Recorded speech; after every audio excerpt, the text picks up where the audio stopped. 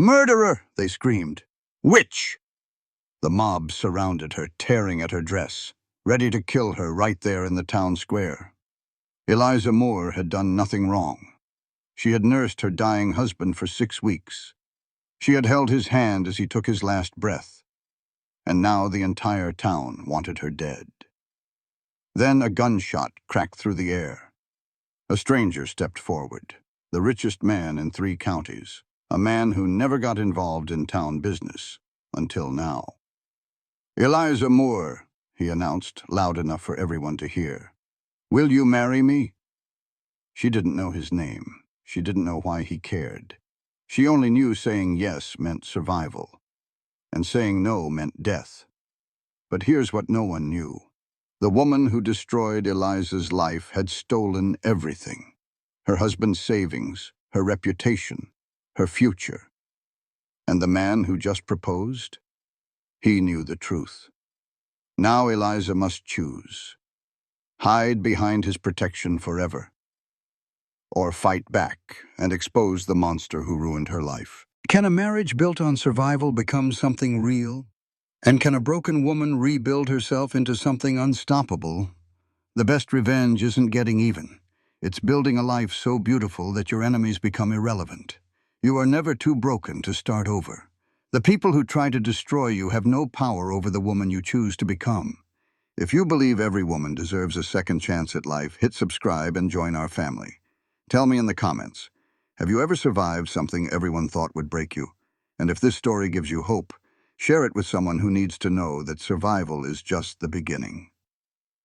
The sun hung low over Red Hollow, casting long, ugly shadows across the market square. Eliza Moore moved through it like a ghost, her head down, clutching a small basket with 3 potatoes and a handful of beans. It had been 14 months since they buried her husband Thomas. 14 months since the whispers began, and the town decided she was guilty. That morning, she woke before dawn in the little cabin at the edge of town.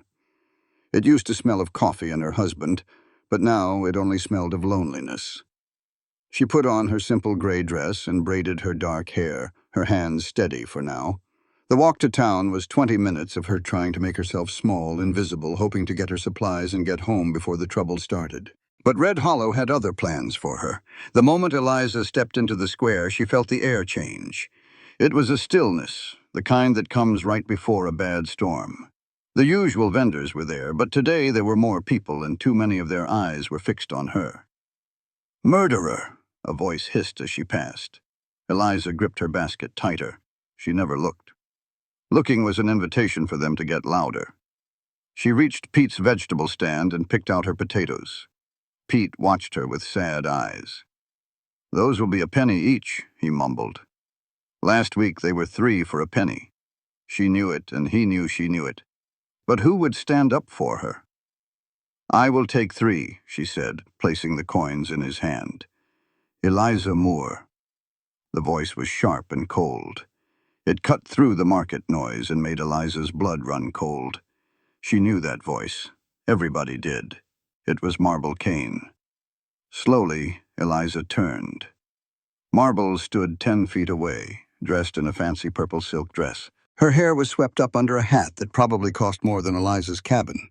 She was beautiful, but in the way a snake is beautiful, with eyes that held a special kind of crazy. Behind Marble stood her usual followers, the women who thought they ran Red Hollow.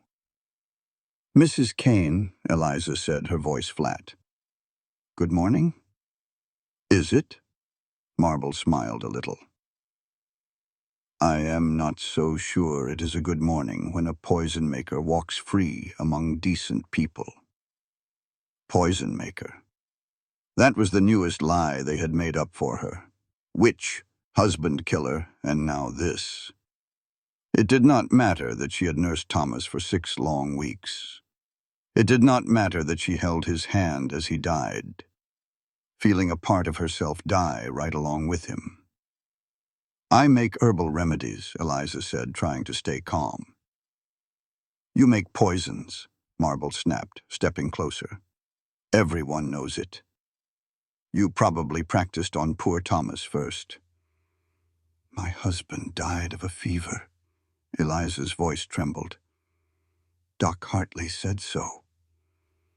Doc Hartley is an old fool, one of the other women chimed in. We all know your husband was going to leave you. You could not stand that, so you poisoned him. It was not true. Thomas had loved her right to the very end.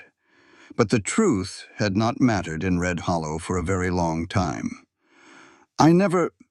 Eliza started, but Agnes Holbrook, a woman who used to be her friend, cut her off. My little boy got sick after you gave him that cough medicine. He had croup, Eliza pleaded. I gave you mulling tea.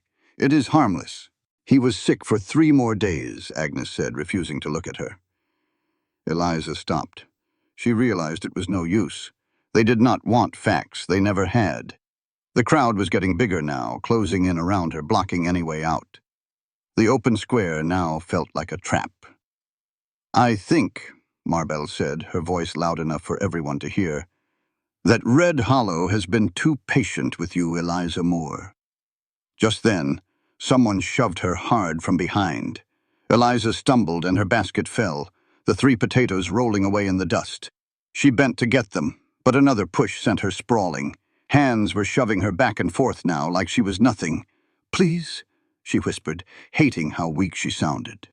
I have not done anything wrong. Liar, someone yelled. A clump of dirt hit her in the back, then another hit her shoulder. The mob was getting brave. This was how it always started. It began with words, then shoves, and then it ended with real violence. Strip her! Strip! Sarah Pritchard yelled out. Check her for witch marks. A cold fear washed over Eliza. She had heard terrible stories about what happened when a mob convinced itself that being cruel was the right thing to do. Hands grabbed at her dress. Eliza tried to fight, but there were too many. Someone pulled her hair, snapping her head back. Another hand grabbed her arm, twisting it painfully. Her arm felt like it was fixing to tear right out of its socket. The people around her, folks she had known her whole life, were strangers now. Their faces twisted up with hate. Stop, she begged, but her voice was swallowed by the ugly roar of the mob. She knew then that nobody was coming to help her. Not old Pete, who was busy with his tomatoes, and sure not the sheriff, who just stood there watching with his arms crossed.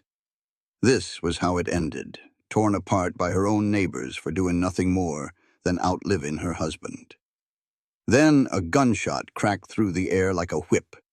Everything stopped cold. The hands on her let go so fast she crumpled to the ground. In the sudden ringing quiet, all Eliza could hear was her own ragged breath and the slow, steady clump of boots on the town square's wooden planks.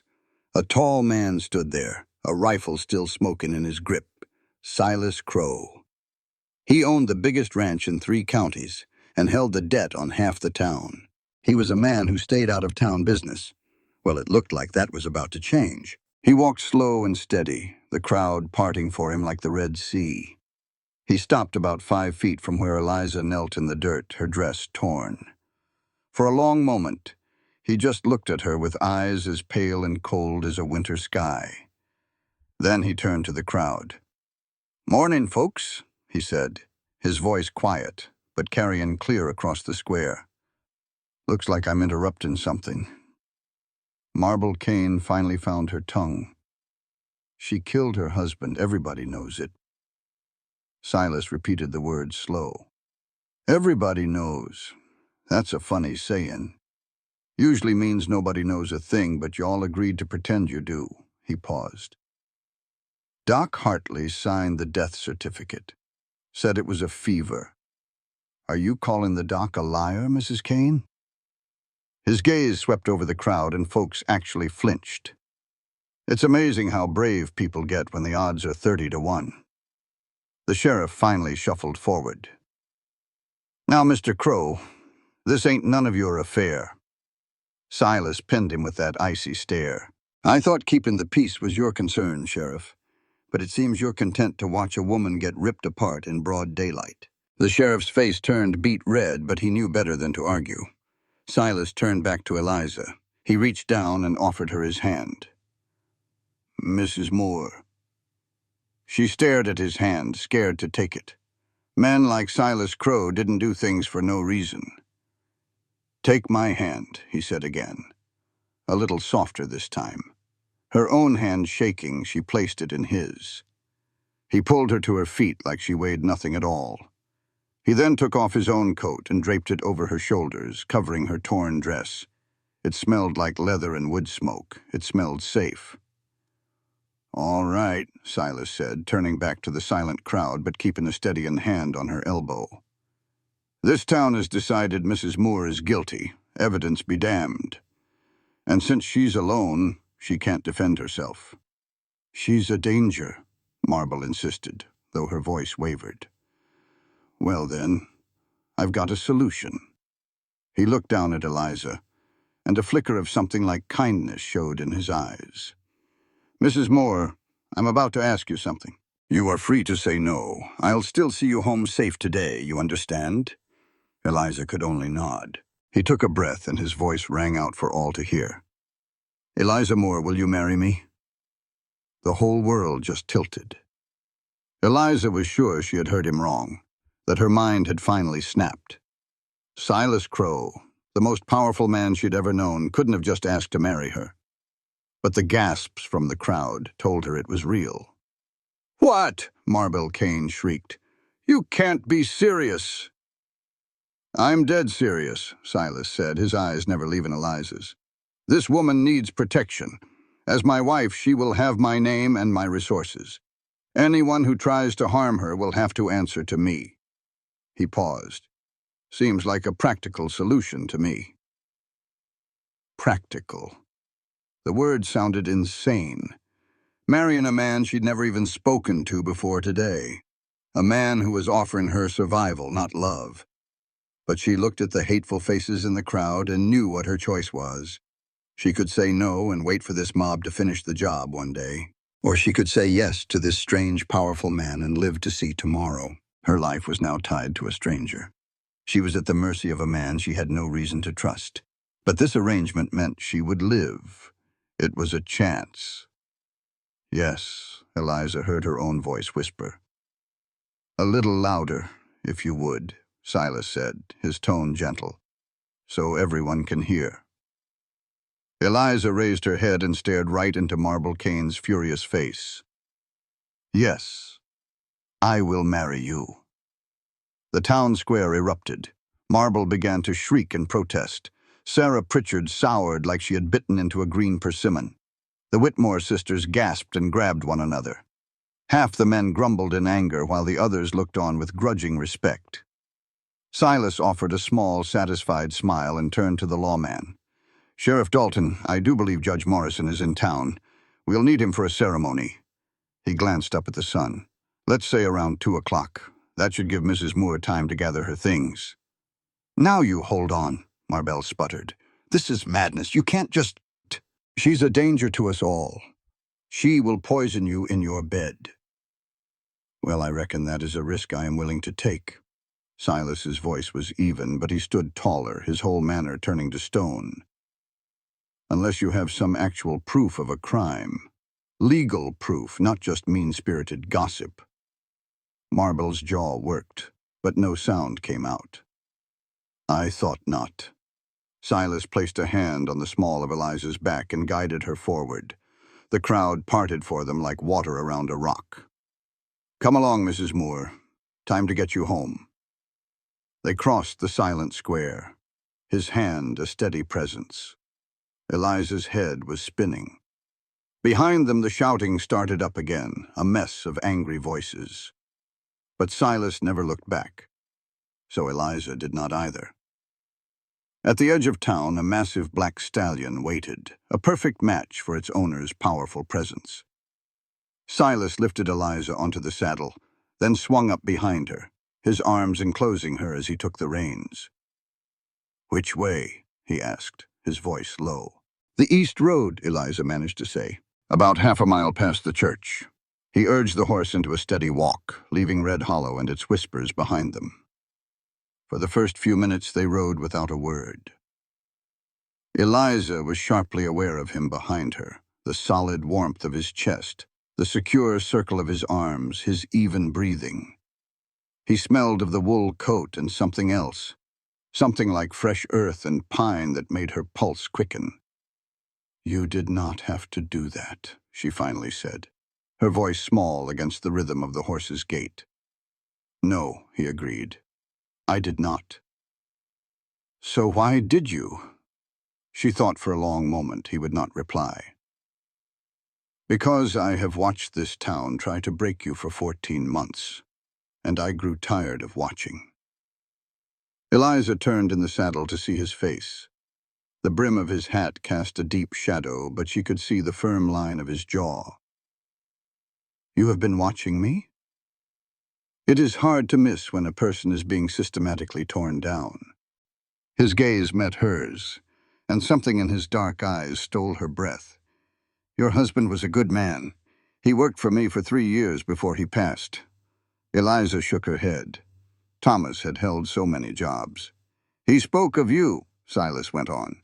"Said you could make him laugh like no one else. Talked about your garden, how you could grow things that had no business surviving out here. He said you talked to animals like they were folks, and they seemed to understand you." He paused. "He loved you a great deal." Tears burned in Eliza's eyes. "Then why do they all say he was going to leave me?" "Because Marble Kane needed you to be alone. She needed you to be defenseless.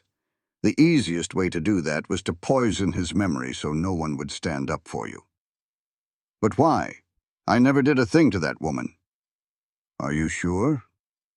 Silas steered the horse around a washed-out part of the trail. "Think about it. When did the truly ugly rumors begin?" Eliza searched her memory. The funeral was hard, filled with pity. The real trouble began weeks later after she went to the bank about Thomas's savings.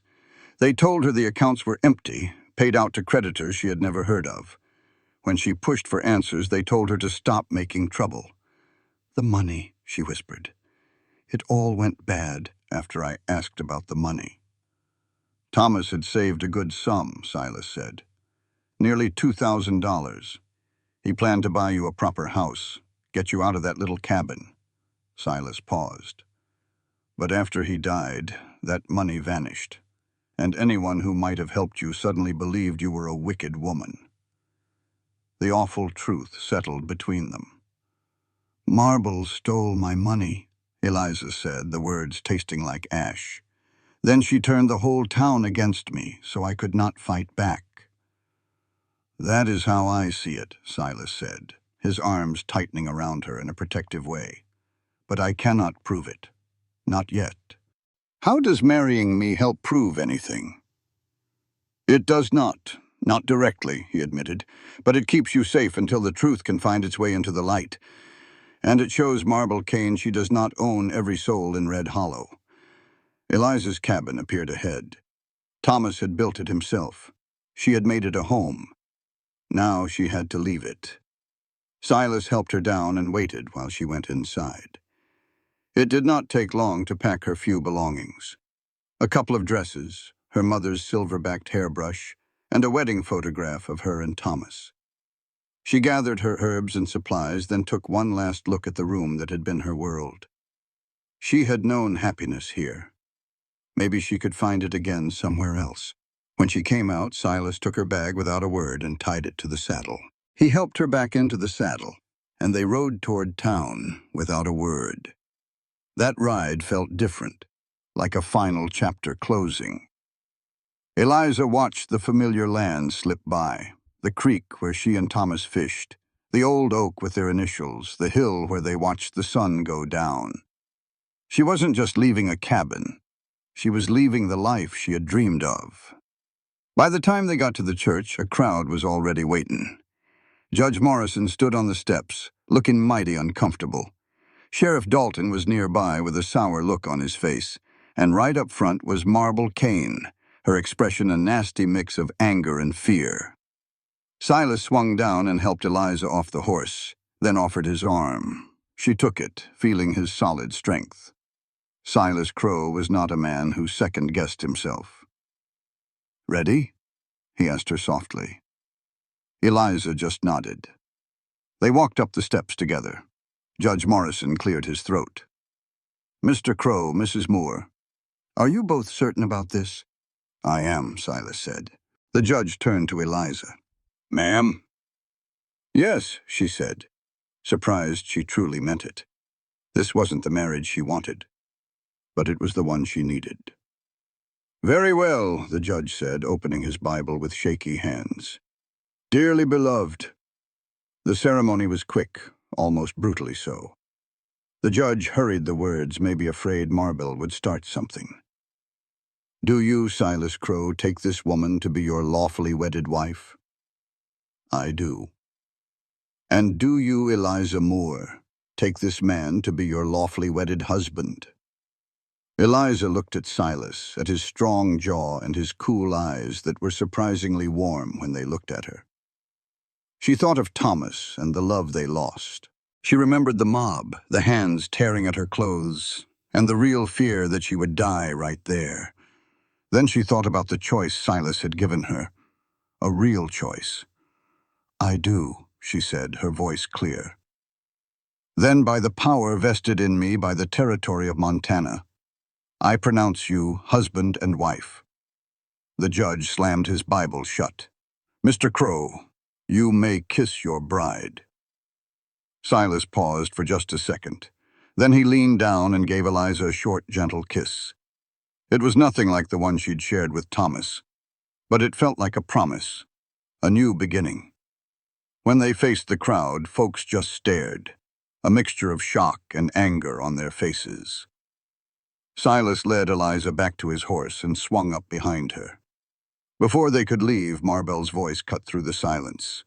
This ain't over, Silas Crow. She's poison. She'll ruin you just like she did Thomas. Silas looked down at Marble, and his voice was quiet but heavy enough to make her step back. No, Marble, it's not over. But you've got the reasons all wrong. He let that sink in. I'm a patient man. And now I have all the time in the world to find out what really happened to Thomas Moore's money. To learn who spread these lies about a grieving widow. All the color drained from Marble's face. Sleep well, Mrs. Kane, Silas said, his voice soft. While you still can. He turned the horse north toward the Crow Ranch, with his new wife in his arms, leaving the whole town in stunned silence. As Red Hollow faded behind them, Eliza felt something new stir in her chest. It took her a second to place the feeling. It was hope. The Crow Ranch covered the northern valley like its own little country, with split-rail fences and green pastures full of healthy-looking cattle. The main house sat on a hill, a big two-story home made of timber and stone that looked like it was built to last forever. Behind it were barns, a bunkhouse, and a stable bigger than most folks' houses in town. Silas rode through the main gate, nodding to an old ranch hand who tipped his hat to them both, showing none of the judgment Eliza was used to. A woman came out onto the porch. She was older, with gray hair and a tight bun, and a face that looked like it hadn't smiled in years. Mr. Crow, she said, her voice sharp. Then her eyes landed on Eliza and an eyebrow shot up. This is my wife, Eliza, Silas said as he helped her down. Eliza, this is Mrs. Chen. She's run this house for 20 years and knows more about it than I do. And Chen's other eyebrow went up to meet the first. Your wife? Since when? About 45 minutes ago. I see. Mrs. Chen's gaze took in Eliza's torn dress, dusty hair, and tired eyes. Whatever she saw seemed to satisfy her because her expression softened just a little. Well then, Mrs. Crow, you look like you could use a hot bath and a meal. I'll show you to your room. Our room, Silas corrected her quietly. A tiny smile touched Mrs. Chen's lips. Of course, your room. This way. Eliza followed her inside, very aware of Silas right behind her. The inside of the house was just as grand as the outside, with polished hardwood floors and a huge stone fireplace. The walls were lined with shelves full of books. Thomas would have loved this place, she thought, quickly pushing the sadness away. Mrs. Chen led them upstairs to a big bedroom at the end of the hall, a room 3 times the size of her whole cabin. A huge bed with handmade quilts sat in the middle of the room. "I'll have water brought up for your bath," Mrs. Chen said. "Supper is at 6. I expect you'll want to talk to the men first, Mr. Crow." "In a bit," Silas said, putting Eliza's bag on a chair. "Thank you, Mrs. Chen." The housekeeper nodded and left, closing the door softly behind her. The silence in the room felt deafening. Eliza stood there, hugging herself, not knowing what to do. She was alone with her husband of 3 hours, a man who had saved her life and brought her to this incredible home, and she had no idea what he wanted from her now. "Eliza," Silas said gently, "look at me." She made herself meet his eyes. "You're safe here," he told her. "This marriage is legal, but you don't owe me anything more than that.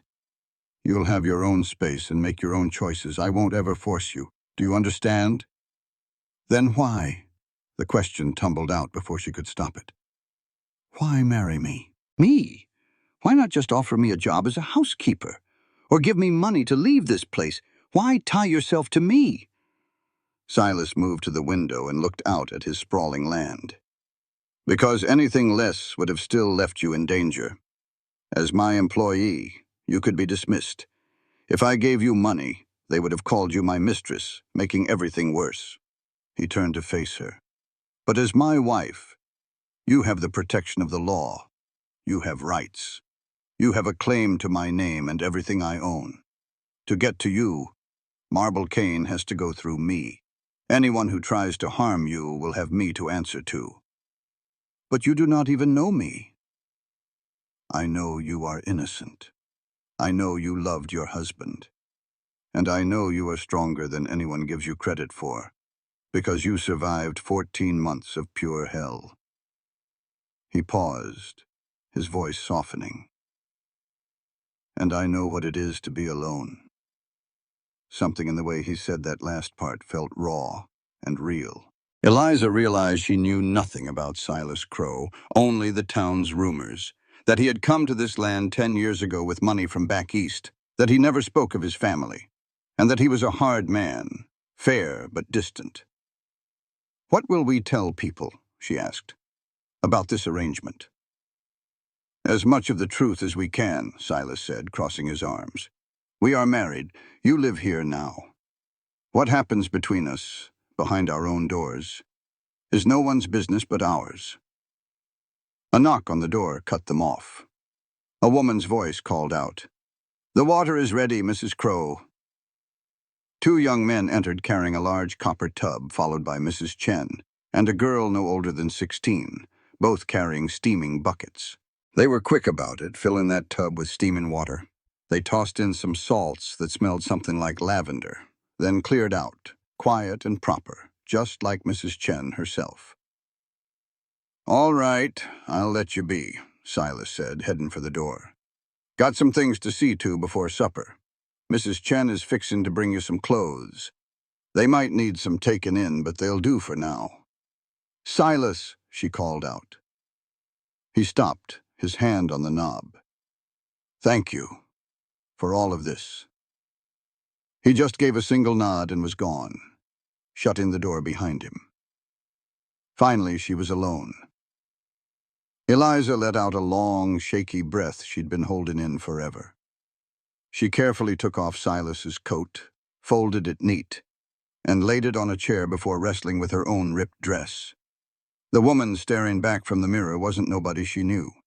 She was bruised, filthy, with wild hair and haunted eyes. She looked like she'd been dragged through heck and back. And maybe she had. That bath water was hot, almost scalding, but it felt like heaven. Eliza sank right in, feeling the heat seep deep into muscles she hadn't realized were clenched so tight. There was soap that smelled of honey, and a washcloth soft on her skin. For a few minutes, she just let herself pretend that everything was going to be all right. When she climbed out, she found a simple gray dress on the bed. It was a bit too big and a tad too long, but it was clean and whole. That felt like a win. She braided her damp hair and looked in the mirror again. Better. Not her old self, but better. A soft knock came at the door. "Come in." Mrs. Chen walked in with a tray holding tea and little cakes. "Figured you might be hungry, honey. Supper's still a ways off, and you look like you haven't had a good meal in ages." And Lord, was she right. Eliza had been making every last crumb count for far too long. Go. The last time she'd eaten her fill was a distant memory. "Thank you," she managed, taking the cup. That first sip of real tea tasted like salvation. "Mrs. Chen, could I ask you a personal question?" "You can always ask. Answering is another matter." "Why has Mr. Crow never married? He has money and success, and he is not unpleasant to look at. Surely women have been interested." Mrs. Chen settled in her chair, ready to tell a tale. "Oh, there have been plenty. That marble cane has been circling like a buzzard for the last 3 years." She poured her own tea, and the familiarity of the gesture made Eliza smile. "But Mr. Crow is not interested in a woman who wants his land or his name." "What does he want, then?" "That, Mrs. Crow, is the question I have been asking myself for 20 years. Mrs. Chen took a thoughtful sip. "He is a hard man to know. He came here running from something, though he never said what. He built this ranch from scrubland into the best in the county, but he keeps to himself. A lonely man by his own choice. Until you." "Until today," Mrs. Chen confirmed. "And I will tell you this. In 20 years, I have never seen Silas Crow lose his temper. Not once. But today, when he told me to get this room ready because he was marrying in 2 hours, the look in his eyes was pure, cold anger. He was angry for you and what was being done to you. Silas Crow married you because he decided it was the right thing to do." But before Eliza could think of a reply, shouting erupted from the yard below. Both women hurried to the window. Down in the dust, Silas stood with 3 of his ranch hands. They were all watching a group of riders approach. Eliza recognized the woman in the lead immediately. Marble Cane had arrived. "Well now," Mrs. Chen said, her voice dry as a bone. "This ought to be good." Marble and her friends reined in their horses at the gate. Silas walked out to meet them alone. His hands were loose at his sides, but he stood like a wolf ready to face down a pack of dogs. "I have to hear this," Eliza said, moving for the door. Mrs. Chen put a hand on her arm. "It is probably better if you stay up here. Let Mr. Crow handle this. She is here because of me. You should let your husband protect you. That is what he is for, is it not?" Mrs. Chen's grip was surprisingly strong. "Besides, going down there only gives her the satisfaction of a fight. Stay here. Watch. You can learn a lot about a man by how he handles his enemies." It went against her every instinct, but Eliza nodded. They turned back to the window just as Marbell started talking, her voice too low to hear, but her hands waving wildly. Silas stood like a statue, listening. Then he spoke one short sentence. Marble's face turned bright red, and she pointed a finger at the house, her voice finally carrying. "Not safe. Protect the town." Silas's reply was even quieter, but it made Marbell pull back her horse as if she had been slapped, pale as a ghost. She yanked her horse around so hard the animal almost bucked, then kicked it toward the gate. Her friends scrambled to keep up, and soon they were just a cloud of dust heading down the road. Silas watched them disappear. Then he turned and looked straight up at Eliza in the window. Even from that far off, she could see the question in his eyes.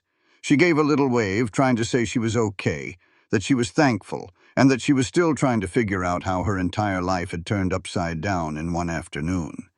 He gave a single nod and walked toward the barn. "See there?" Mrs. Chen said, sounding pleased.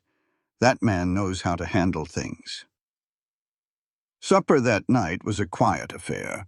Mrs. Chen had set 2 places in what she called the small dining room, though it was bigger than Eliza's whole cabin. Silas came in right at 6 o'clock, his hair still damp and wearing a clean shirt that made his eyes look bluer than a Texas sky. "How was the bath?" he asked, pulling out her chair. "It was perfect, thank you." She watched him take his seat at the head of the table. Mrs. Chen mentioned Marbell stopped by. She sure did. Had a few things to say about us getting hitched. I saw it all from the window. What did you tell her? Silas took a plate of roast beef from Mrs. Chen, who'd appeared silent as a shadow. I told her my marriage wasn't any of her business. She didn't take that well. Said you were a danger to her in this whole territory. So I suggested if she's so worried about danger, she ought to look at her own actions. I reminded her that spreading vicious lies is slander. And if those lies are meant to cover up a crime, well, that's conspiracy. He cut his steak with a slow, deliberate hand. She did not like that suggestion one bit. Eliza just pushed the food around her plate. All her hunger was gone. This is just going to cause you trouble. The whole town already despises me. Now you've chosen my side. They'll do what? Silas looked right at her. Stop buying my cattle? I sell to ranchers 3 territories away. Stop working for me? I pay twice what any other man does, and folks round here need the money. Shun me at parties? A little smile touched his lips. I haven't been to a town social in 8 years. What can Red Hollow possibly take from me, Eliza? She'd never thought about it like that. Marble only had power because folks were scared of her words. But what hold did she have on a man who didn't care what people thought, and had more money than the rest of them put together? Nothing, Eliza said slowly. They can't take a single thing from you. Exactly. That's why marrying you cost me nothing, but it gave you everything. He paused. Well, almost everything. You're still not free. You're tied to me now. It's just a different kind of cage. It's a cage with a door I can open, Eliza reminded him. You said I could leave. Can you? Silas's voice was soft, but it held a challenge. Where would you go? Back to Red Hollow? They'd eat you alive. Some other town. A woman alone, divorced. You'd be a target for every lowlife within 100 miles. Go west? Go east? With what money? With what skills? Every question was another brick in a wall she couldn't climb. Silas was right. She'd just traded one trap for another. This one was nicer, safer, but it was a trap all the same. I'm sorry, Silas said, and he sounded like he truly was. I'm not saying this to be cruel. I just want to be honest about what this is. You're safer with me, but safety and freedom are 2 different things. They ate without talking for a while. The food was the best she'd had in a year, but it felt like a stone in her stomach. Tell me about Thomas, Silas said out of the blue. What was he really like, not the stories they tell now? Eliza looked up, surprised. Why do you want to know? Because he was your husband. Because I figure you loved him. And because understanding what you lost helps me understand what you need. Silas put down his fork. And besides, I liked him. He was a good man. Good men ought to be remembered for who they were. So Eliza told him. She told him how they met at a church dance where he stepped on her toes and turned red as a beet. She told him about his awful poetry and the wildflowers he'd bring her. She told him about their little wedding and how he promised her a grand house one day. But she told him the tiny cabin was perfect just because he was in it. She told him the little things, like how he sang off-key and brought her pretty rocks from the creek. She told him how his big rough hands learned to braid her hair when she was sick. And she told him how he died, slow and in pain, but used his last good moments to make her promise to keep on living. When she finished, tears were on her face, but for the first time they were just tears of grief, not shame. Silas had listened the whole time, his face unreadable.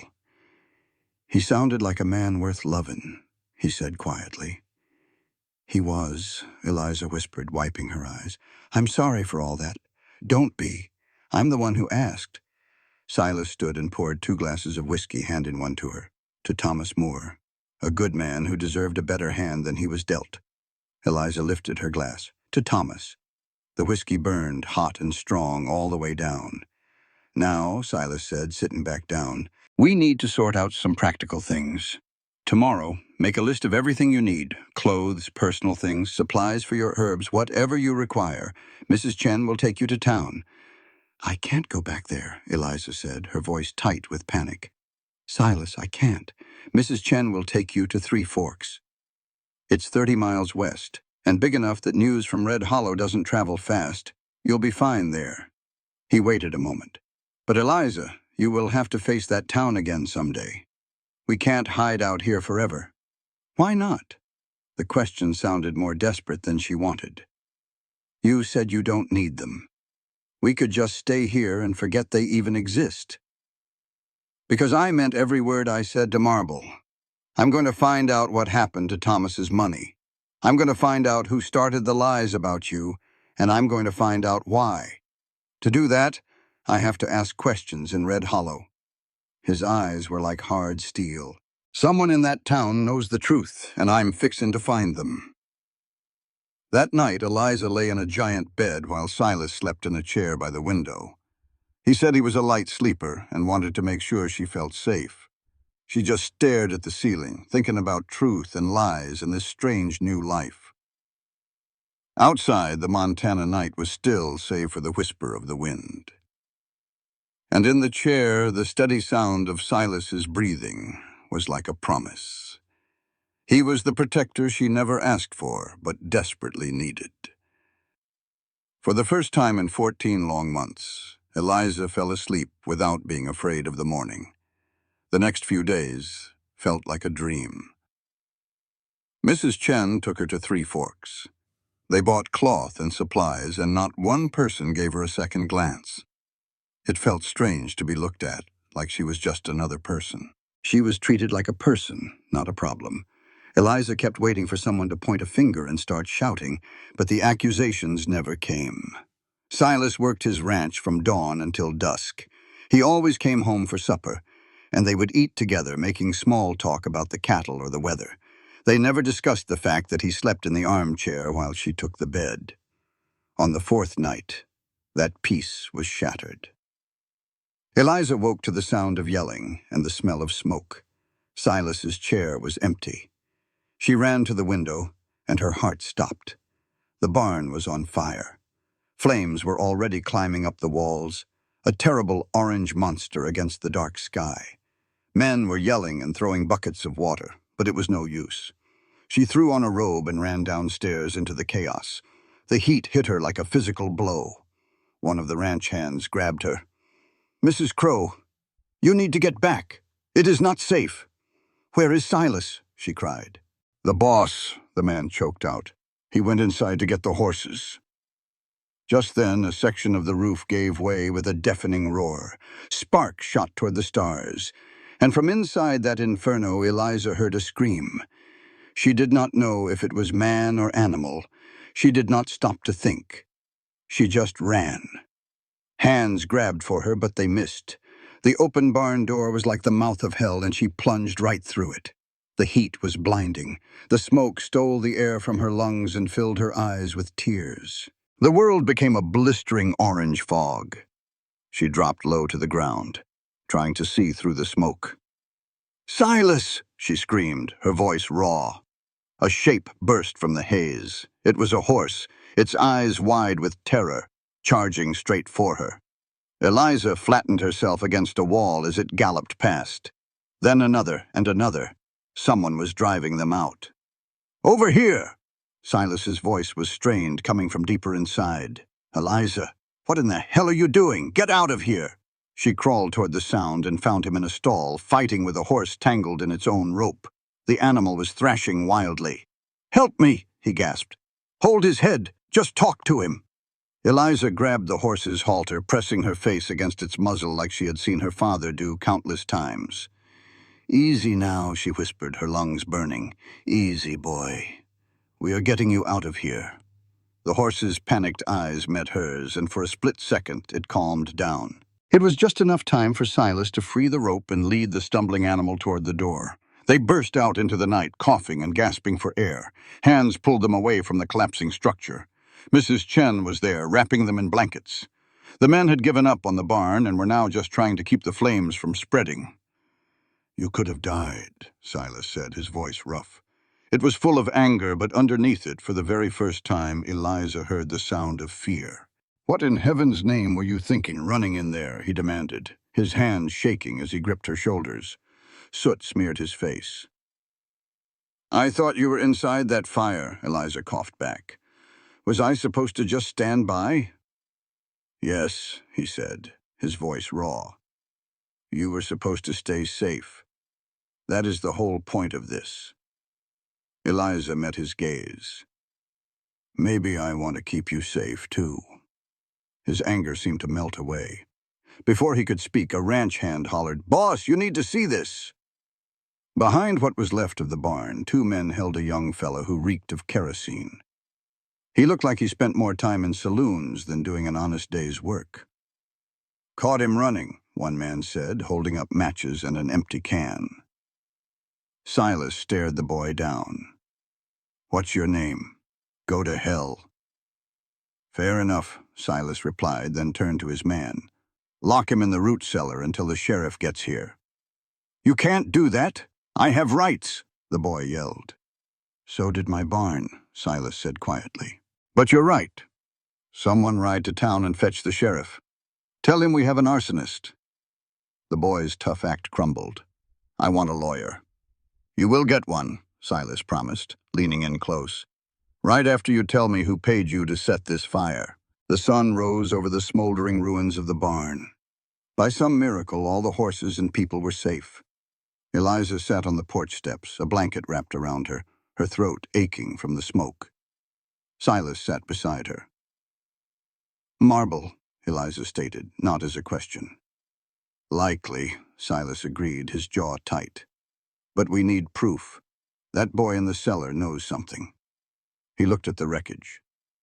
"If he does not talk, we make it clear to Marble Kane that attacking my land is a declaration of war. A war she cannot win." A fire lit inside Eliza. For 14 long months, she had been a victim, always hiding. She was done running. "I want to be there," she said firmly. "When you question him, when you face her, all of it." Silas studied her for a long moment. "It will not be pretty. It might get dangerous." "It is already dangerous," Eliza countered. "This way I am fighting instead of just hiding." "You married me to protect me, Silas, and I get that. But I do not want to be protected anymore. I want to fight back." A slow, genuine smile spread across his face. "All right then, Mrs. Crow. Let us fight back." A few hours later, Sheriff Dalton finally moseyed up, looking like the whole affair was a personal inconvenience.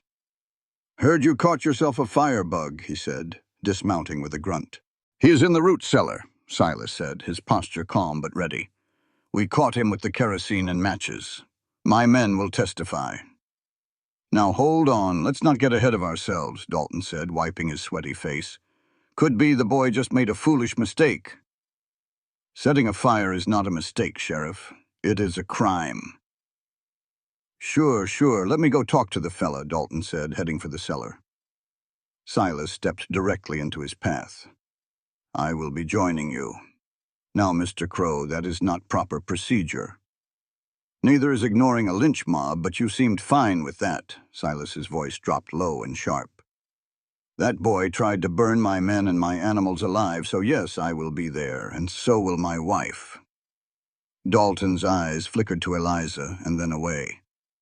"I do not see what she has to do with this."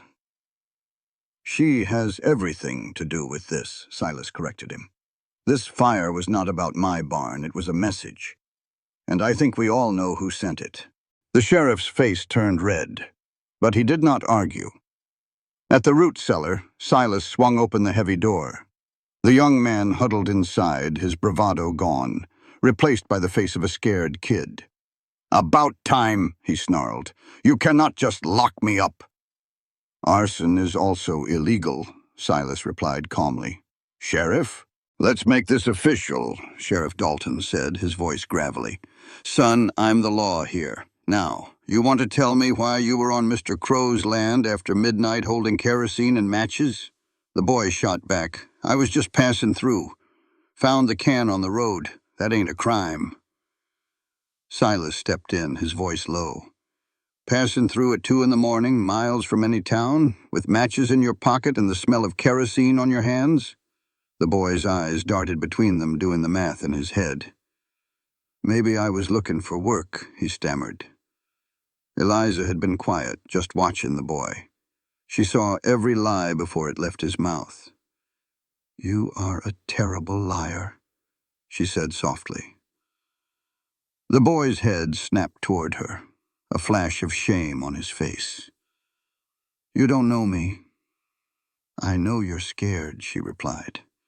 I know somebody paid you for this, and now you're seeing they won't be there to help. And I know you're wondering if staying loyal is worth hanging for. Nobody's hanging nobody, Dalton cut in.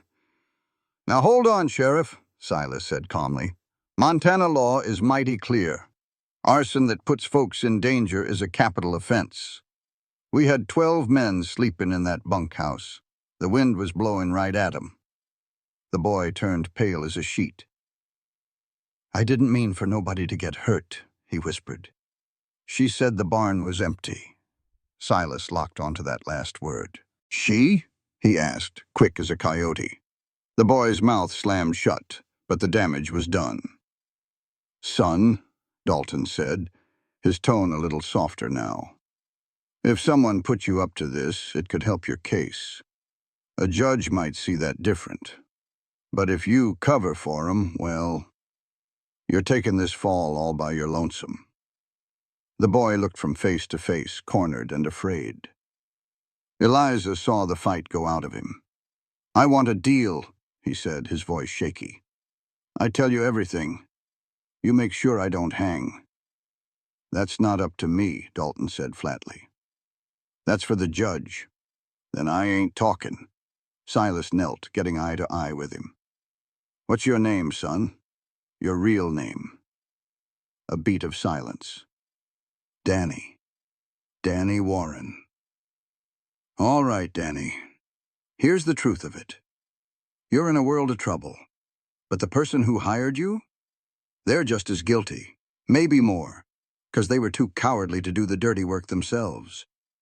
You tell us who it was, and I'll personally talk to the judge for you.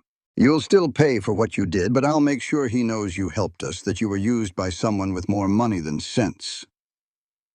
Tears welled up in Danny's eyes. She said it was just a scare. She promised no one would get hurt. Said I'd get $50 and a job. Who? Danny? Silas pressed. Who told you that? Mrs. Kane, he choked out. Maribel Kane. The name just hung there in the still air. Eliza felt a cold certainty settle deep in her bones. They had all suspected, but hearing it said out loud made it real. This was a confession. Sheriff Dalton looked like he'd bitten into a bad apple. You're telling me Mrs. Maribel Kane, the late Judge Kane's wife, paid you to burn down Mr. Crow's barn? I'm saying she found me in Three Forks, Danny said, wiping his face with a filthy hand. Said she had work, simple, she called it. Just light a fire, get paid more than I'd make in 6 months. My ma's sick. I needed the money. You thought you could do one wrong thing for a right reason, and it would all be fine, Eliza said gently. Yeah, he whispered. I was wrong. That you were, Silas said, standing up. Sheriff, I want his statement written down, signed, and witnessed. Then I want you to ride to Red Hollow and bring Maribel Kane in. Dalton shifted his boots in the dirt. Now, Mr. Crow, we can't just go arresting a fine lady on the word of a hired hand. Silas's voice turned to steel. Which is why I'll be filing a formal complaint. My men will provide statements, and the evidence will be presented.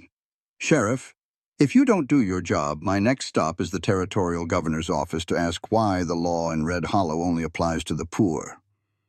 The threat was quiet, but it landed hard. Dalton's face soured. Fine, I'll get the statement. But Mrs. Kane won't come easy. I don't expect she will, Silas said, and that's why I'm going with you. Me too, Eliza added. Both men stared at her. Dalton started to object, but Silas stopped him. My wife has every right to face the woman who tried to ruin her. Maribel Kane has spent 14 months tearing down Eliza's name. She deserves to see her answer for it. It took all morning to get Danny's statement on paper. By noon, they were on their way to Red Hollow, leaving Danny locked in the root cellar. The ride felt long, and Eliza's stomach was tied in knots. She hadn't been back to that town since her wedding day, and the memory of the humiliation stung. But today was different. Today, she rode between her husband and the sheriff. Today, she had the truth on her side. They rode into Red Hollow just after 1 o'clock. The hot sun beat down as heads turned to watch them pass. Whispers followed them like a shadow. "That's her," someone hissed. "The Crow's witch." Eliza kept her chin up and her eyes straight ahead. Let them talk. They would all know the truth soon enough. Maribel Kane's house was the biggest on the best street, a 2-story white mansion with a fancy garden out front. They tied their horses at the gate, and the sheriff led the way to the front door. They approached Marble Kane's front walk like men heading for a showdown. A stern-faced maid answered the door, her disdain obvious. "Sheriff Dalton, Mr. Crow." Her eyes skipped right over Eliza. "Mrs. Kane is not seeing visitors." "This is not a social call, Martha," Dalton said. "I am here on official business." "What kind of business?" "The kind involving arson," Silas cut in smoothly. "So you can tell Mrs. Kane she can either talk to us quietly, or the sheriff can arrest her in front of the whole town. It is her choice." The maid's eyes widened before she vanished into the house. Moments later, Marble appeared, dressed in fine lavender silk, looking perfectly composed. "Really, Sheriff, this is quite unusual," she said, though her eyes were sizing them up. "What is this about?" "May we come in, Mrs. Kane?" Dalton asked. "It is best we discuss this privately." "Of course," she said with a brittle smile, leading them into a parlor filled with expensive furniture. She sat down like a queen holding court. "Now, what is all this fuss?" Dalton pulled out his notebook. "Mrs. Kane, where were you last night between midnight and 3 in the morning?" Marble raised an eyebrow. "I was right here asleep. Where else would I be?" "And can anyone confirm that?" "My staff, I suppose," she replied. "Though I cannot imagine why you would need them to. And they wouldn't have a clue if you slipped out after dark." Silas's question was quiet, but it hit its mark. Marble's head snapped toward him. "What in the world are you suggesting, Mr. Crow?" "I am not suggesting a thing. I am telling you facts. Last night somebody tried to burn down my barn. We caught the fella. He confessed to everything, and he told us you were the one who paid him to do it." The blood drained from Marbel's face, then came roaring back. "That is just ridiculous. I would never. Who is this man? Some drifter making up stories? You cannot possibly believe a criminal over me." "His name is Danny Warren," Dalton said, looking at his notes. 20 years old, from Three Forks. He says you met him at the Silver Dollar Saloon about 2 weeks ago. Says you gave him $50 to burn down Mr. Crow's barn. I have never even been to Three Forks. I would certainly never enter a saloon, and I do not know any Danny Warren." Marble stood up, her fancy dress making a rustling sound. "This is absurd. You barge into my house throwing around wild stories from some outlaw." "He knew what you were wearing," Eliza said softly. All eyes turned to her. She looked right at Marble. "In his confession, Danny described your outfit. A purple dress with black trim, a cameo pin at your throat, and black gloves. The very same thing you wore to church 2 Sundays back." Marble's mouth hung open. She looked around the room like a cornered animal searching for a way out. "That does not prove a thing. Half the town saw me in that dress. He could have just heard someone describe it." "Maybe so," Silas said. "But he also knew the specific instructions you gave him. How you told him to wait until well after midnight. How you said the barn would be nearly empty. He knew things, Marble. Things he had no way of knowing unless you were the one who told him." "Because I did not approve of your marriage. Because I was trying to protect this town from that woman." Marble pointed a trembling finger at Eliza. You are just mad that I refuse to accept your wicked wife. So you cooked up this whole lie. My wife is not wicked, Silas said, his voice turning to ice. But you have surely tried to ruin her. For 14 months, you have spread nothing but lies. You turned this town against her and made her life a misery. Why, Marble? What did she ever do to you? She murdered Thomas Moore. Thomas Moore died from a fever. Doc Hartley signed the death certificate. That Doc Hartley is an old fool who has lost his mind. Eliza stepped forward, her own anger finally boiling over. Who told the truth? Who checked my husband and found nothing wrong? Who tried to tell all of you it was natural, but nobody would listen? Marble's eyes were wild now. Everyone knows what you are. Everyone knows you practice dark magic and make poisons. I make medicine. Eliza's voice filled the room. I grow herbs and mix remedies to help folks with their aches and coughs. I learned it from my mother, who learned it from hers. There is nothing dark about it. It is just knowledge you feared because you could not control it. Because you could not control me. I was not afraid of you, Marbell spat. You are nothing. A poor widow with no family and no money. You were easy to... She stopped right there, knowing she had said too much. Easy to what? Silas asked quietly. Easy to blame? Easy to destroy? Dalton finally spoke up, as if he just remembered he was the law here.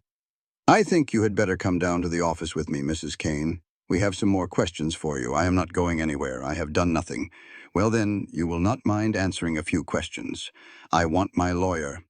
That is your right, but Mrs. Kane, I have got a signed confession from Danny Warren. I have got proof. I have witnesses who saw your man with kerosene on my husband's land, Silas stated flatly. And you are acting guiltier than a fox in a henhouse. Now the sheriff here can take you in easy, or he can do it the hard way. Maribel's composure finally shattered. She dove for a desk drawer and pulled out a small nickel-plated pistol. Get out, she hissed, her voice trembling as she aimed it right at them. Both of you, get out of my house. Before Eliza could blink, Silas was in front of her, a shield between her and the gun. Maribel, put that thing down, he said calmly. It will not help you. You have already ruined me, she cried, her finger shaking on the trigger. You have taken everything. Taken what? Eliza stepped past Silas. We just asked questions. If the truth ruins you, that is on you, not us. You do not get it, Maribel shrieked. You do not know what it is to crawl up from nothing, only to have some widow threaten it all over her dead husband's money. The final piece clicked into place for Eliza. Thomas's money. The $2,000 that went missing. You stole it. Maribel's face was her confession. He owed the bank. There were debts. What debts? Silas cut in. Thomas did not owe a dime. He was a saver. There were processing fees, Maribel stammered, her story falling apart. It was all legal. Then prove it, Silas challenged. Show us the paperwork. I do not have to show you a thing. You do now, Mrs. Kane. Sheriff Dalton finally spoke up. I will be getting a court order for those bank records. This is only getting worse for you. Put the gun down. For a tense moment, Maribel just stood there, shaking. Then all the fight went out of her. She sank into a chair, the pistol falling to the floor with a clatter. I just needed the money, she whispered, her face a mess of tears and makeup. The judge left me with gambling debts, everything. I was about to lose it all. Her confession poured out. When Thomas Moore died, his money was just sitting there, and she thought nobody would miss it. You figured I was a nobody, so I would not make a fuss, Eliza finished for her. And when I did, you turned the whole town against me. You made me out to be a monster. Maribel nodded, sobbing. I just needed more time to pay it back. But then you married Silas, and I knew he would find out. I panicked. I thought the fire would slow you all down. You nearly got 12 men killed to cover up your own theft, Silas said, his voice dripping with disgust. The sheriff picked up the gun. Maribel Kane, you are under arrest for theft and for what you tried to do last night. Wait, Eliza said, stopping the sheriff. I have to ask, did you kill my husband for his money? Maribel looked up, a broken woman. "No," she said, her voice empty. "He died from the fever, just like the doctor said. I swear it." But when he died, she saw her chance and she took it. She did not have to say the words. Dalton pulled her up and led her outside where it seemed the whole town of Red Hollow was waiting. A gasp went through the crowd as they saw the town's leading lady in handcuffs. This time, when they stared at Eliza, the looks were full of confusion. The story they had believed for 14 months was falling apart before their eyes. Silas's voice boomed across the street. "For over a year you have all believed the lies Maribel Kane told about my wife. She is the thief. She hired a man to set that fire last night, risking the lives of 12 good men." He let that sink in. "Maribel will answer for her crimes. But every one of you ought to take a long look in the mirror. You need to think about the cruelty you showed an innocent woman." The crowd stood in stunned, shamed silence as Dalton put Maribel in a wagon heading for the jail. The weight Eliza had carried for so long finally began to lift. The heavy weight on her chest finally started to lift. With the truth out in the open and the real thief caught, she could finally breathe again. "Thank you," Eliza said to Silas as their ranch appeared in the distance. "For what?" he asked. "For believing in me," she said, "and for giving me the strength to clear my name." Silas just looked at her, and what she saw in his eyes made her heart flutter. "You did all the hard work, Eliza. I just opened the door for you." He paused for a moment. "You were truly something else back there." In that quiet moment, Eliza realized this marriage, born from a desperate need to survive, was turning into something real.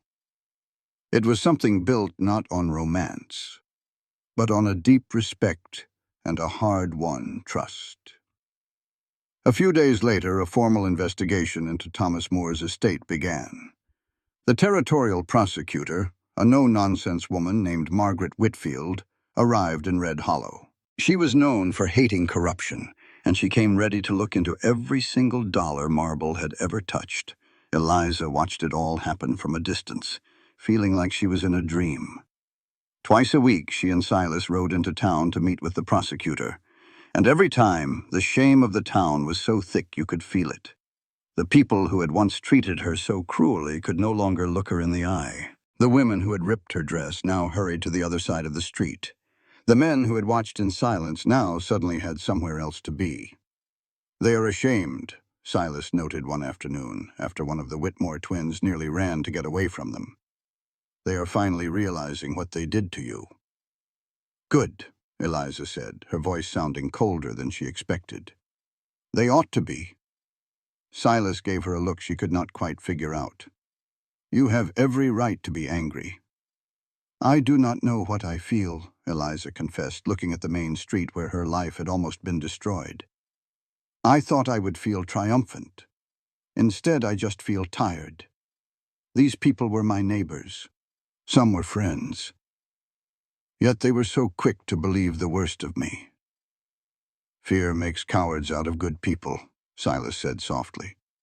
"That is not an excuse. It is just a fact." He offered her his arm. "But Eliza, you do not owe them your forgiveness. Not now, and maybe not ever." The investigation lasted 6 long weeks. What they found was worse than anyone could have guessed. Marble Kane had not just stolen $2,000 from Thomas. For nearly 5 years, she had been stealing from multiple estates, faking records, and using her dead husband's good name to hide her crimes. She had stolen almost $15,000 from widows, orphans, and anyone else who was grieving and vulnerable. Thomas was just one of her victims, but his widow was the only one brave enough to fight back. Prosecutor Whitfield called a town meeting in the church to share what she had found. Silas and Eliza sat near the front, and she felt the burn of every single eye on her back. The room filled up with folks looking guilty as sin. Sarah Pritchard sat in the back, scowling more than usual. Agnes Holbrook, who used to be Eliza's friend, sat on the other side of the church, staring at the floor.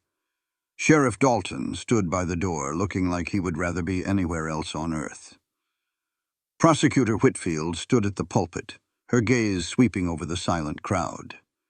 "I am here," she began, her voice ringing with authority, "to present the findings of our investigation into Marble Cane. We have uncovered years of theft, fraud, and betrayal that has harmed this entire community." She laid it all out, piece by piece. The fake signatures, the made-up debts, the money she funneled into her own accounts. She detailed the web of lies that let Marbell live in luxury while robbing families in their darkest hours. When the prosecutor got to Thomas Moore's case, Eliza felt Silas's hand find hers. She held on tight. "Thomas Moore died last March," Whitfield declared, leaving savings of $2,143. Mrs. Kane, acting as an informal executor, stole that money and then crafted a cruel lie to frame his widow, Eliza. With no will to speak of, she claimed the money was owed to all sorts of creditors. Our investigation found no proof of any such debts. That money went straight into an account Ms. Kane controlled and was spent on herself. A low rumble went through the crowd as folks finally started to grasp the sheer scale of her deceit. Whitfield carried on. "Furthermore, Ms. Kane set out to systematically destroy Ms. Eliza Moore's reputation. When Ms. Moore started asking questions about her husband's estate, she spread vicious rumors. She whispered about Ms. Moore's character, her supposed hand in her husband's death, and called her herbal remedies poisons. Those lies led directly to the attack on Ms. Moore in the town square on May 14th. The rumble in the church grew louder. Eliza could feel the shame radiating off the crowd like heat from a blacksmith's forge. "Let me be plain," Whitfield said, her voice sharp enough to cut wire. "Ms. Eliza Moore is guilty of nothing but asking questions Ms. Kane didn't want answered. Every foul word said against her was a lie." She let her gaze sweep over the townsfolk. "And this community chose to believe those lies. You chose to hound an innocent woman." The silence that followed was heavy with guilt. Marble Cane will face trial in Helena for theft, fraud, and attempted murder. The evidence will bury her. But her crimes don't excuse this town. You let this happen. You took part in it. Whitfield gathered her papers. "The government is returning the stolen money. Ms. Moore, you will receive a check for every cent of your husband's savings plus interest. The other victims will be paid back as well. As for Ms. Kane's property, her house and belongings will be sold at auction to pay for the damages." Whitfield stepped down, then paused and looked right at Eliza. "Ms. Moore, would you care to say a few words to your neighbors?" The question stunned Eliza. She felt Silas's hand tighten on hers, holding her up, not holding her back.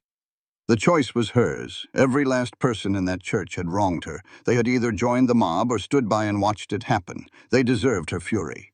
But as Eliza looked at their shamed faces, she knew that anger would just chain her to the past. She stood slowly, and Silas rose with her. They walked to the front of the church. She saw the same people who had ripped her dress and called her a witch. But now she also saw folks who looked smaller, weighed down by what they had done. "I'm not going to tell y'all I forgive you," Eliza said, her voice clear and steady. "Because I don't. Not yet. Maybe not ever. What you did was cruel and wrong." She saw people flinch. "For 14 months I lived in fear, wondering which day would be my last. Every trip to town was a battle. I stopped sleeping, stopped eating proper. I just survived." Her voice hitched for a moment. "You took my peace from me. You took my chance to grieve my husband without having to defend my own life." Agnes Holbrook was now weeping openly. "But I will not let what you did define the rest of my life," Eliza continued. "I refuse to give you that power. I survived the worst you could do, and I'm still standing. And I am going to keep on living." She looked around the room, making sure they heard every word. "You want my forgiveness? Then earn it. Stop the gossip. Stop believing the worst in people without a shred of proof. Stop standing silent when you see wrong being done. Be better than you were. Be the community you should have been when I needed you." The silence was absolute. Then, from the back, old Doc Hartley started clapping, slow and deliberate. One by one, others joined in. Not everyone, but enough to feel like a start. "Not forgiveness. but an acknowledgement. Eliza returned to her seat beside Silas, her legs trembling. He leaned in close. "That was perfect," he whispered. As folks filed out, Agnes Holbrook approached, her eyes red. "Eliza, Her voice broke. "I am so sorry. I was your friend, and I left you all alone." Eliza looked at the woman she once shared recipes with, the same woman who had turned her back on her. "Yes," Eliza said softly. "You should have." "I know," Agnes whispered, "and I have to live with that." "I don't expect your forgiveness. I just needed to tell you I'm sorry, truly. If there's any way I can make it right." "There is not," Eliza said, her voice gentle but firm. "Some things just can't be fixed, Agnes. They just are. You made your choice, and choices have consequences." Agnes gave a sad nod, tears streaming down her face, then turned and walked away. "That looked hard," Silas remarked as they left the church grounds. "It was necessary," Eliza replied, breathing in the cool air. She felt lighter than she had in a long time. She has to learn that saying sorry does not undo what was done. In the weeks that followed, Red Hollow wrestled with its own conscience. A few, like Agnes, offered apologies. Others, like Sarah Pritchard, just got meaner, convinced Eliza had to be guilty of something. Most folks just looked the other way, which suited Eliza just fine. The trial over in Helena was quick and decisive. Danny Warren sang like a canary for a shorter sentence, getting 5 years instead of a rope. He laid out exactly how Marble hired him and what she told him to do. The prosecutor, Whitfield, dismantled the defense that Marble was just a grieving widow. He showed the jury a long trail of theft that started well before her husband's passing. The jury was out for less than 3 hours. Guilty. Marble Kane was sentenced to 20 years in the territorial prison. She was 43. She would be 63 when she got out, if she lasted that long. Eliza was there with Silas for the sentencing. When the judge read the verdict, Marble's eyes locked onto Eliza's from across the room. There was no regret in them, only pure, cold hatred. Eliza stared right back, unflinching, until Marble was the first to look away. On the wagon ride back to the ranch, Silas was quieter than his usual self. He finally spoke when they were about halfway home. "How are you feeling now that it is all over?" Eliza thought on it for a moment, relieved, vindicated, but also empty. "I spent all this time just trying to survive, to clear my name. Now that the fight is done, I am not sure what comes next." "You live," Silas said plainly. "You find out who you are besides what was done to you. You decide what is next. What if I do not know who that person is? The woman I was died with Thomas, and the woman Red Hollow tried to burn down never really existed. I am not sure who is left." Silas was quiet for a long spell. "Then you are Eliza Crow, my wife. You are a woman who walked through fire and came out tougher. A woman who stood up to the people who wronged her and told them the hard truth. You are a woman who makes medicine from the earth and can save a horse from a burning barn." He glanced over at her. "That is who is left, and that is more than enough." A warmth spread through Eliza's chest. She realized that somewhere in all the trouble she had started to care what Silas thought of her. She valued his quiet strength that asked for nothing in return. "Thank you," she said softly, "for everything. For believing in me, for giving me the room to figure out who I am going to be." "Always," Silas replied, and the word felt like a promise. 2 weeks later, her money arrived. $2,143 plus interest. It came to nearly $2,300. It was more money than she had ever seen in her life. She sat in her new workroom, an old outbuilding Silas had fixed up for her herbs, just staring at the bank draft. "What will you do with it?" Mrs. Chen asked as she set down a tea tray. The housekeeper had become a trusted friend. "I do not know," Eliza confessed. "Thomas saved that money to buy us a home, to build our future, but that future is gone now." "Then you make a new one," Mrs. Chen said, pouring the tea. You are not the same woman you were back then. You are different. Harder in some ways, but softer in others. You need to figure out what this new woman needs. What did she need? She had security as Silas's wife. She had proven she could protect herself. The money was just numbers sitting in a bank. An idea started to take root in her mind. That night at supper, Eliza told Silas her plan. I want to open a clinic, she said, not in Red Hollow, but maybe in Three Forks. A place for folks who need help but cannot always pay a doctor's price. I want to use my knowledge of Herb's, Thomas's money, and make it something real. Silas put down his fork. That is a big undertaking. It will take more than money. You will need a building, supplies, help. I know, but I am good at this, Silas. I know plants and I know healing. I want to use this gift for something that matters. What about your safety? Some people still believe those rumors. Then I will prove them wrong, one person at a time. I will keep perfect records. I will be honest about everything I do. The work will speak for itself. Silas looked at her, turning the idea over in his mind. A slow smile spread across his face. All right, then. Let us do it. Truly? Truly. But on one condition, you let me help. Not with money, you have that covered. But I have connections. I can find a good spot, and I can make sure you are safe if anyone gives you trouble. He held out his hand. Partners. Tears welled up in Eliza's eyes. Partners. They shook on it, serious as a contract, and then they both started laughing. It was a funny sight, a husband and wife shaking hands like business partners, but it felt right. Their marriage was not about romance. It was about two people building something good together. The next 2 months were a whirlwind of activity. Eliza found a small former dry goods store in Three Forks. Silas hired a carpenter to build shelves and work tables. Mrs. Chen helped her create a system to keep track of patients and supplies. Even the ranch hands pitched in, building planter boxes for her medicinal herbs. Word got around about what Eliza was doing. Some folks were wary, but many others were curious. The clinic opened on a crisp morning in October. Eliza stood in the doorway looking at her shelves full of remedies and the clean examination table. A simple sign hung on the door.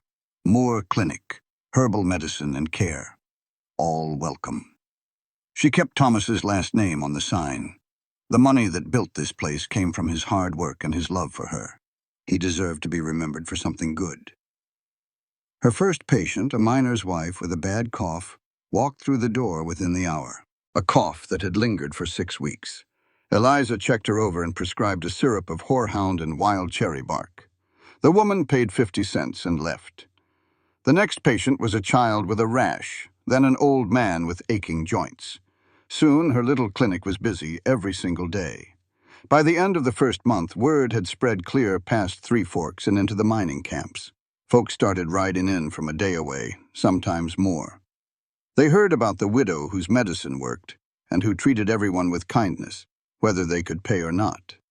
Silas stopped by one afternoon and found Eliza mixing a poultice while talking a nervous young man through cleaning an infected wound. She looked up when he walked in, her face flushed with purpose. "Busy day?" he asked with a smile.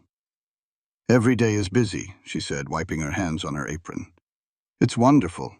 I'm helping people, Silas. They trust me." "Of course they do. You're a natural at this," he said, looking around her tidy clinic.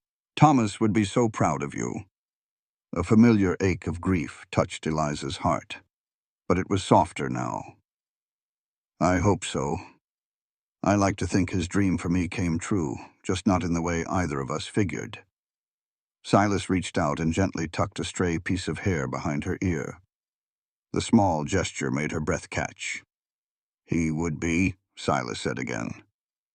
"And Eliza, so am I." A silent understanding that what had begun as a practical arrangement was now something much deeper. Before they could say more, the clinic door swung open. A new patient had arrived. Silas smiled softly. "I will leave you to your work, Mrs. Crow. I will see you at home for supper." "I will be there," Eliza promised. As he left, she turned to her patient with a warm smile, but her heart was still pounding. He had said, home. And somehow, the Crow Ranch had truly become her home. Winter arrived early that year, blanketing the Montana valleys in snow before the middle of November. From her clinic window, Eliza watched the world turn clean and white. The clinic had been open for 3 months, and she had already helped more than 200 people. Her reputation was spreading. They called her the widow with the gentle touch and the medicines that actually worked.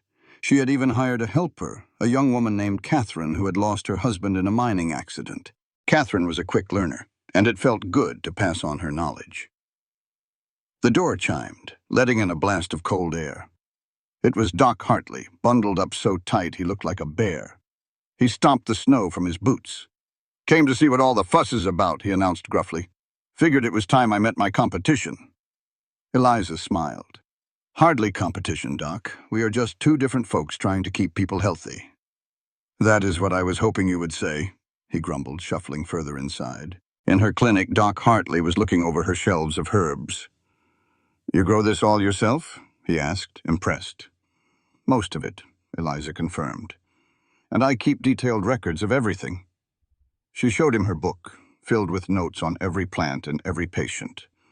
"I learned I had to with my reputation." Doc Hartley grunted, his eyebrows shooting up as he read. "Well, I will be. This is better work than most doctors I know." He closed the book. "Ever thought about proper schooling, Mrs. Crow? A woman with your hands-on knowledge would be mighty valuable." The idea stunned Eliza. She had never dreamed that her remedies could be seen as real medicine. "I do not know, Doc. My ways are a little different." "Medicine needs different," he said firmly. "You have a natural gift. With some formal training, there is no telling the good you could do." He left her with a stack of medical journals and the promise to send more information. Eliza stood there holding the books like they were gold, a future she never thought possible starting to take shape right in front of her. That night she brought the journals to the ranch. Silas was in his study, deep in his account books. He looked up as she walked in. When she walked in, a smile spread across his face that made something warm bloom inside Eliza. He asked, "How was your day, Dwight?" as he put his ledger aside. "Doc Hartley stopped by the clinic," Eliza said, taking her usual seat across from his desk. "He believes I should get formal medical training." Silas's eyebrows shot up. "Well, now, that is high praise coming from him. What do you reckon?" Eliza gave a shaky laugh. "I think I am terrified, Silas. I am 32 years old. I barely finished school before marrying Thomas. The thought of studying again next to folks half my age." "The idea scares you," Silas finished for her. "But you want to do it. I can see it in your eyes." He was right. That familiar pull was there beneath all the doubt. "It would mean big changes," she said. "I would be away from the clinic. I might even have to travel. I would be asking a lot from Catherine and from you." Silas stood and moved a chair to sit right beside her. "Eliza, when I married you, I promised to protect you. But I should have also promised you freedom. Freedom to be whoever you want. If you want to study medicine, then you go study medicine. I will support you any way I can, even if it changes everything." His hand found hers, warm and sure. "Nothing worth doing is ever easy, Eliza. You taught me that when you ran into that burning barn, when you stood up to the people who wronged you, and when you used your own money to build something to help everyone else." Tears welled in Eliza's eyes. "When did you get to be such a romantic?" "I am not romantic. I am a practical man." His smile took the edge off his words. "Practically speaking, having a wife with medical training just makes good sense. Think of all the money I will save on doctor's bills." Eliza let out a genuine laugh, and Silas's smile grew wider. "There she is," he said softly. "The woman who knows how to laugh." "She was lost for a little while," Eliza admitted. "But I think she is finding her way back." They sat quietly for a moment, holding hands as snow fell outside. She realized she was happy. It was a different kind of happiness than she had known with Thomas, something deeper, earned through sheer will. "Silas," she said quietly, "can I ask you something about us?" He looked at her carefully. "Of course. When we married, you said it was for practical reasons, not for love. Is that still true for you?" The silence between them felt tight. His thumb traced little circles on her knuckles. "No," he finally said. "It stopped being true somewhere around the time you ran into a burning barn for no good reason. Or maybe it was when you stood up in that church and told the whole town what they needed to hear. I cannot name the exact moment, Eliza, but somewhere along the line, practical became personal, and protection became something more." Eliza's heart was pounding. "What kind of something?" "The kind where I think about you all day while you're at the clinic. The kind that has me sleeping in that chair not because you need a guard, but because I cannot stand to be far from you. The kind where the thought of you leaving to study terrifies me, not because of the trouble, but because I have gotten used to you being here, being mine." He lifted her hand and kissed her knuckles. "I love you, Eliza Crow. I do not know when it happened, and I do not know if you will ever feel the same. But I am tired of pretending this is just a practical arrangement." His words hung in the air, honest and raw. She thought of Thomas and the love they shared, and felt that old, familiar ache. But underneath it, she felt permission to love again. "I love Thomas," she said slowly. "A part of me always will." She saw Silas start to pull his hand away, and she held on tighter. "But I am not the woman who married him anymore. That woman is gone. The woman I am now, the woman you helped me become. She is different, stronger, more willing to take a chance." She leaned in close. "And this woman, Silas Crow, she loves you too. It is not the same way I loved Thomas, but maybe that is a good thing. Maybe we get more than one kind of love in this life, if we are brave enough to take it." Silas's breath hitched. "You mean that?" "I mean it," she said, surprised by how true it felt. "I love your strength. I love how you gave me room to be angry and hurt. I love that you believe in me." Her voice cracked just a little. "I love how you see me, not as a victim or a widow, but as an equal worth standing beside." Silas closed the small space between them, his hand gently cupping her face. "May I kiss you as your husband, as the man who loves you?" "Yes," Eliza whispered. This kiss was nothing like the one at their wedding. It was slow and deep, full of unspoken feelings.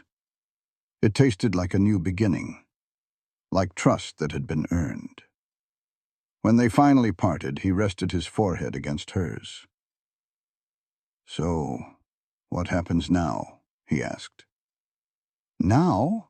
Eliza said, pulling back to look him in the eye. "I enroll in my courses. I keep running the clinic. I study and become the best healer I can be. And you? You stop sleeping in that chair and move into the bed where a husband belongs. Because we are truly married now, Silas, and it is time we started acting like it." A slow, wonderful smile spread across his face. "Yes, ma'am." The winter flew by in a flurry of work and quiet happiness. Eliza signed up for a correspondence course from a medical school in Boston. Books arrived by mail, and she would study by lamplight while Silas worked on his ranch accounts beside her. They fell into bed exhausted most nights, but it was the good kind of tired that comes from building a life you love. The clinic was doing better than ever, and Catherine proved she could handle things when Eliza needed to study. Together, they even started holding weekly meetings for women to ask health questions in a safe place. She began teaching other women about simple herbal remedies, sharing her knowledge instead of hoarding it. Red Hollow was still a hard place for Eliza.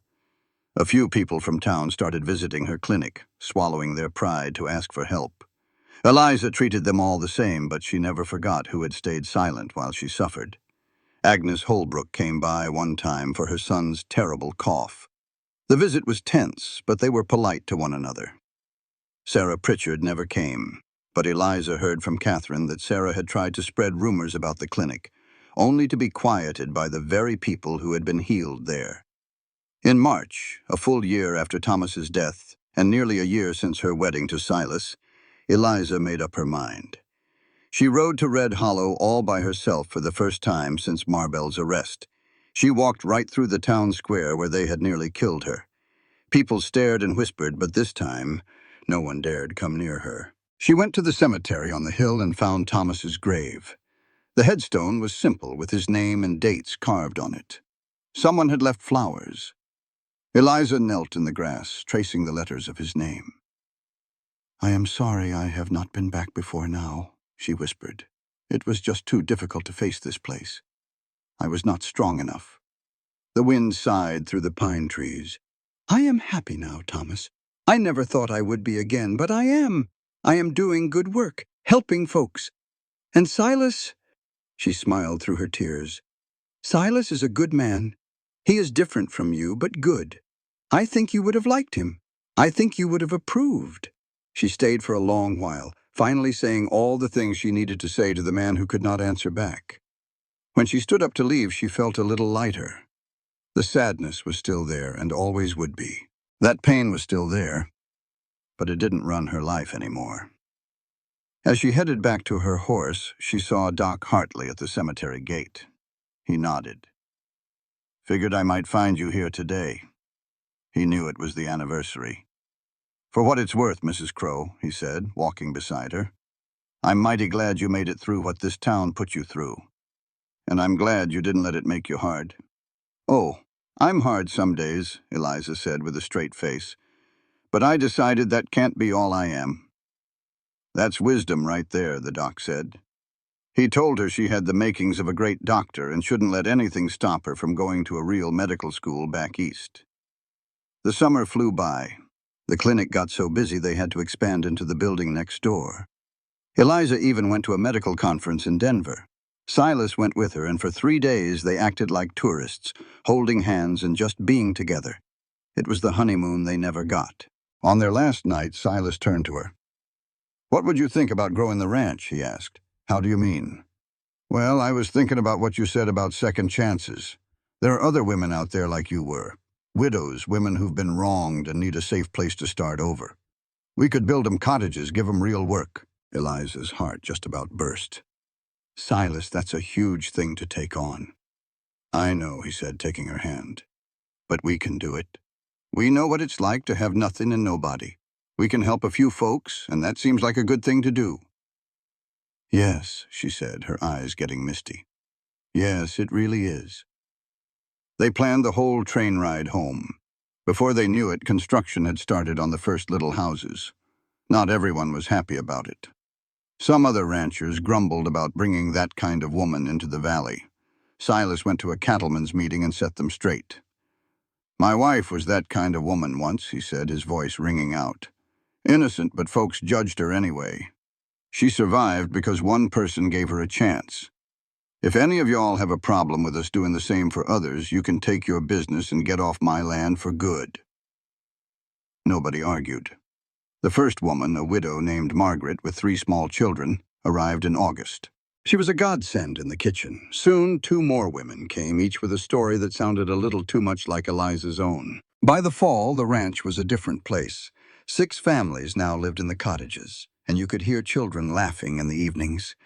The women worked all over, some with the cattle, some in the house.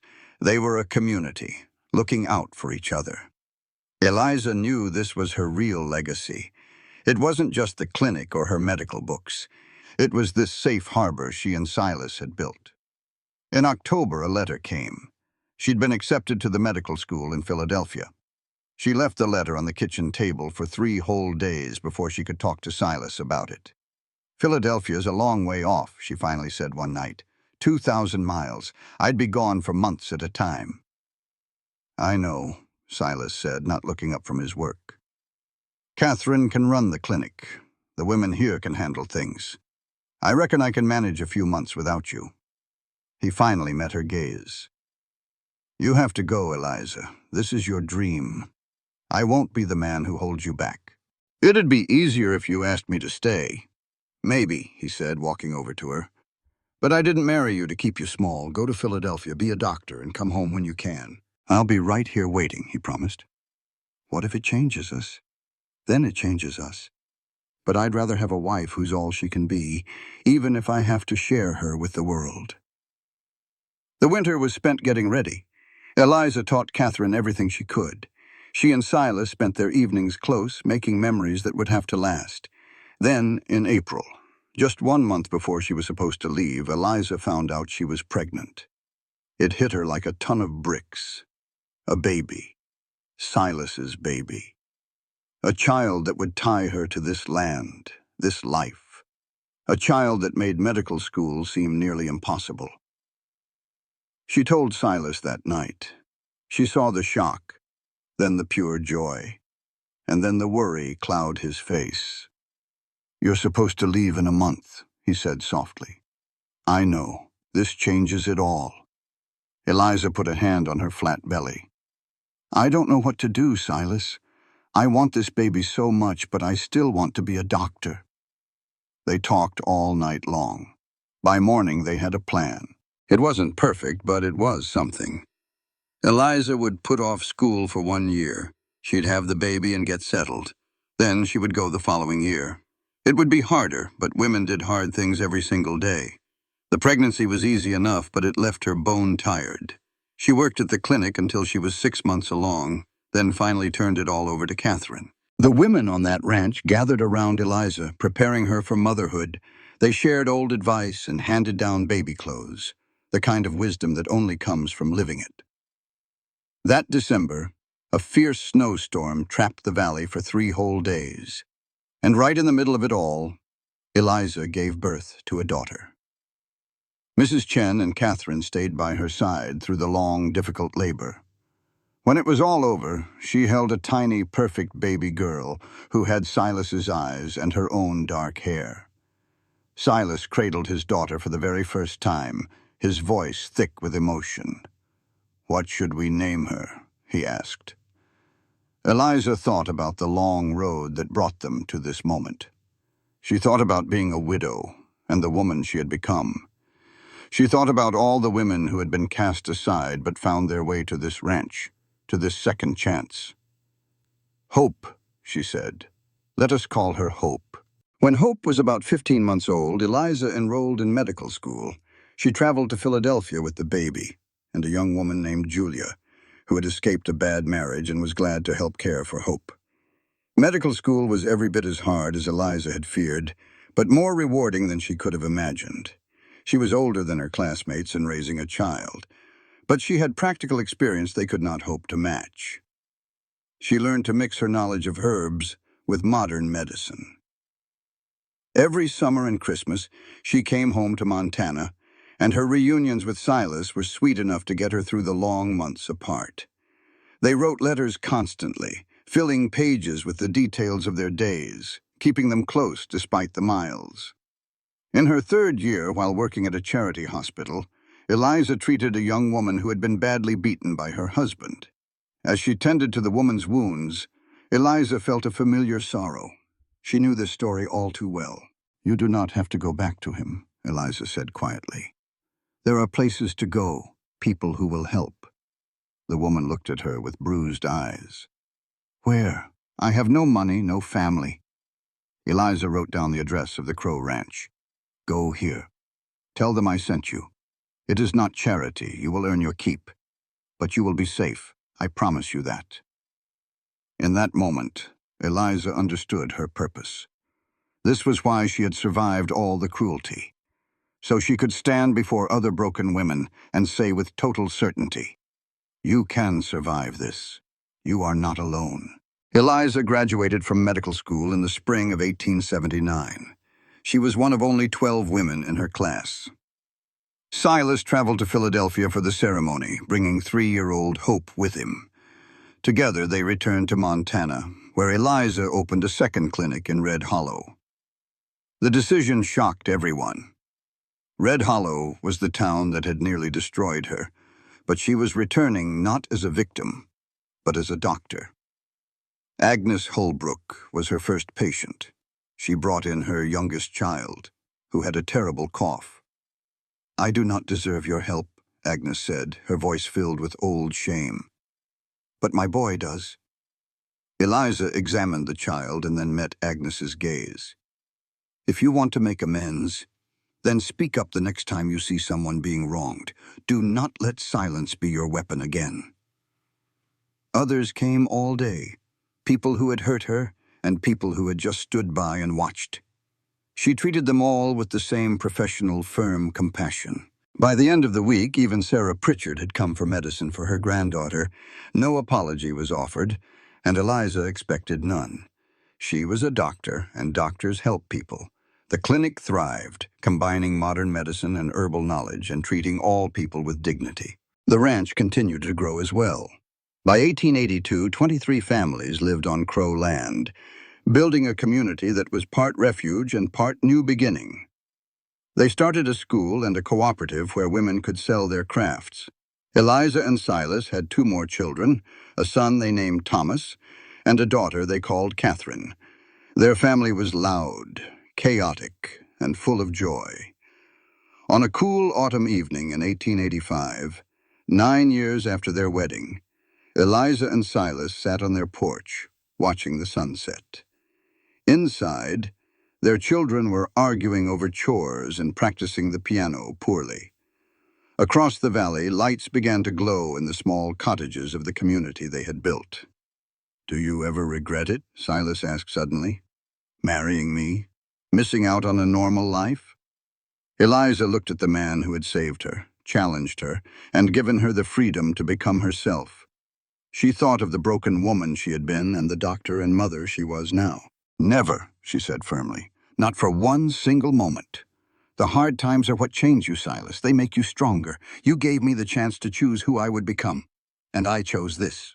Folks in Red Hollow figured they had Eliza Moore all sized up. They called her the widow nobody wanted, a woman guilty of something, though they never could say what. So when the richest rancher around, Silas Crow, up and married her, tongues started wagging. They thought it was for show or maybe just plain charity. But they were dead wrong.